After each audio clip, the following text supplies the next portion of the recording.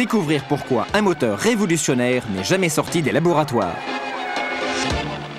Bonjour, c'est E égale M6. La voiture, vous le savez, est le domaine de recherches nombreuses et incessantes. Par exemple, on cherche toujours à réduire la consommation en carburant par les moteurs. Cela veut-il dire que toutes les voies possibles ont été explorées?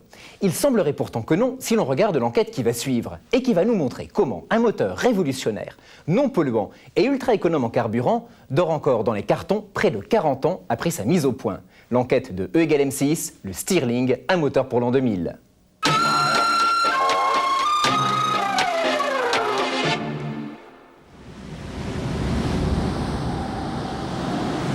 Février 1953, la mer submerge les digues hollandaises et inonde une partie du pays.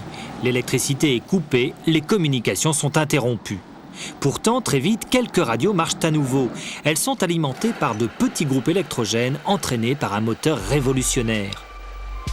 Mais aussitôt l'opération terminée, ces moteurs regagnent le secret des laboratoires de Philips, le géant de l'électronique qui les a mis au point. Et depuis, c'est le silence. Silence d'autant plus étrange que ce moteur accepte tous les carburants, qu'il ne pollue presque pas et surtout que sa consommation est inférieure de moitié aux moteurs actuels. Alors, quel est ce moteur miracle ? Il s'agit du moteur Stirling ou moteur à air chaud. Le brevet en a été déposé par le révérend écossais Robert Stirling en 1816, soit 50 ans avant le moteur à 4 temps et 80 ans avant le moteur diesel qui équipe tous deux nos voitures aujourd'hui. Comment fonctionne ce moteur ? Le principe est simple. Prenez une pompe à vélo et pompez. La compression suffit pour réchauffer l'air contenu dans la pompe. Maintenant, bouchez la pompe et chauffez son extrémité. L'air va s'échauffer et sa pression va augmenter, ce qui va repousser le piston en comprimant l'air contenu de l'autre côté.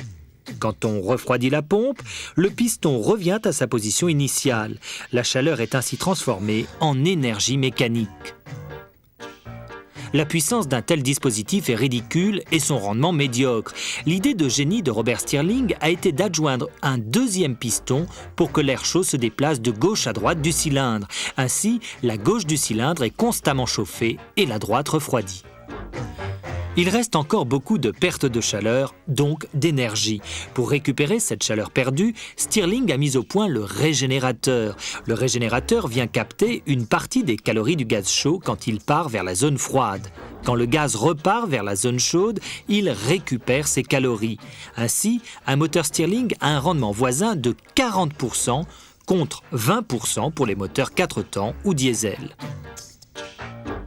Le Stirling ne réclame qu'une source de chaleur à l'extrémité du cylindre. N'importe quel combustible convient, gaz, pétrole, fioul, essence. Des essais concluants ont même eu lieu avec un brasero. Comme ces combustibles brûlent à l'air libre, la combustion est presque totale. Pas besoin de pot d'échappement et un niveau de pollution très inférieur aux moteurs actuels. Pour faire tourner un Stirling, on peut utiliser n'importe quel carburant. Et l'un des meilleurs carburants, c'est tout simplement le soleil. L'étude de ce moteur a démarré en 1938. Objectif, fabriquer des groupes électrogènes pour les radios et les télévisions. Mais en 1950, l'invention du transistor permet de construire des radios fonctionnant sur pile. Plus besoin de groupes électrogènes. La société Philips se penche alors sur les autres applications du Stirling, comme le réfrigérateur ou la pompe à chaleur. Car le Stirling n'est pas seulement un moteur, c'est aussi une fantastique machine thermique. Reprenons notre pompe à vélo. Au lieu de pomper, aspirer. L'air se détend et se refroidit. C'est le principe de tout réfrigérateur.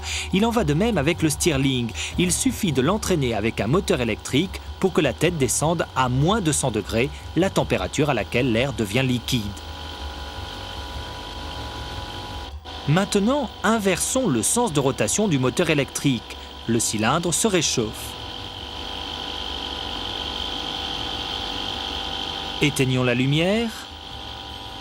La tête monte à plus de 700 degrés. Quand on arrête le moteur électrique, le Stirling bien chaud redevient un moteur. La société Philips essaie aussi de vendre son savoir-faire à des constructeurs automobiles comme General Motors ou Ford. Un bus et un bateau sont équipés d'un moteur Stirling, puis au début des années 70, cette Ford Torino. Hélas, le mécanisme pour faire varier le régime du moteur n'est pas au point. En 1975, le départ du PDG de Ford sonne le glas du projet.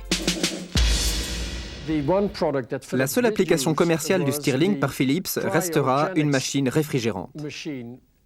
Mais à la fin des années 70, la société Philips baisse les bras et abandonne le Stirling. Un groupe d'anciens ingénieurs de la firme fonde alors General Stirling Corporation aux États-Unis. Cette société et ses filiales commercialisent des Stirling réfrigérants et essaient de promouvoir le Stirling solaire.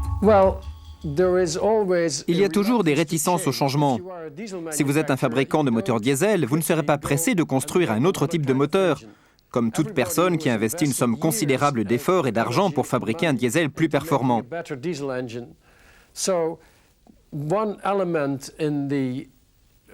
Mais dans la fabrication d'un moteur de voiture, il faut aussi compter sur la pression de l'opinion publique. Les gens vont continuer à conduire des voitures à moteur explosion ou à moteur diesel. Mais quand le degré de pollution deviendra très élevé, comme cela est en train de se produire en Californie, les gouvernements forceront les constructeurs automobiles à produire des voitures propres, donc avec le Stirling.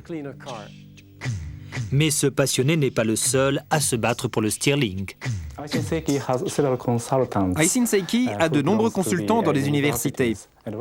L'un d'entre eux nous a lancé sur la piste du Stirling, parce que le moteur Stirling est le moteur idéal, certainement le moteur avec le meilleur rendement. Nous avons donc entamé une recherche sur le moteur Stirling depuis 1975. Aisin Seiki, une filiale de Toyota, est le plus grand sous-traitant automobile japonais. Une société japonaise risque donc de récolter le fruit d'une recherche que l'industrie européenne et américaine n'ont pas su mener à son terme. Hélas.